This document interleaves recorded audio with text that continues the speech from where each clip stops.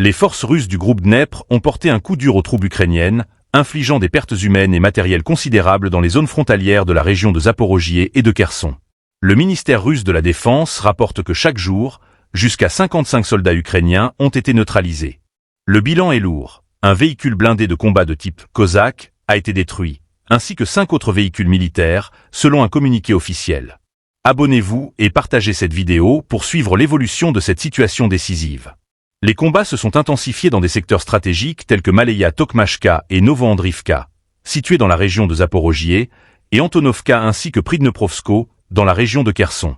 Ce dénouement frappe particulièrement la brigade mécanisée ukrainienne et 2 brigades de défense territoriale, gravement touchées par l'efficacité des frappes russes.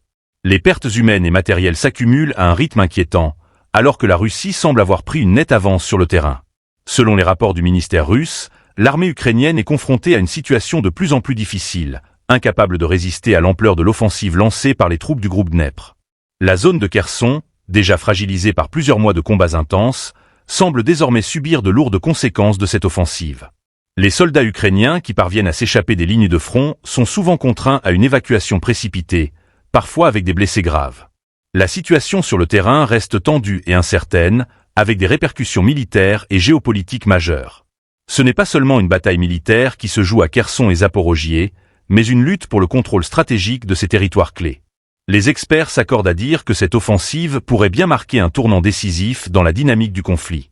Au fil des jours, les pertes ukrainiennes risquent d'augmenter à mesure que les troupes russes consolident leur présence et poursuivent leur avancée dans ces régions cruciales. Cette escalade a des implications non seulement pour l'Ukraine, mais aussi pour la stabilité régionale, les tensions étant palpables sur l'ensemble du front. Alors que les forces ukrainiennes tentent de repousser l'ennemi, le rapport de force semble de plus en plus défavorable.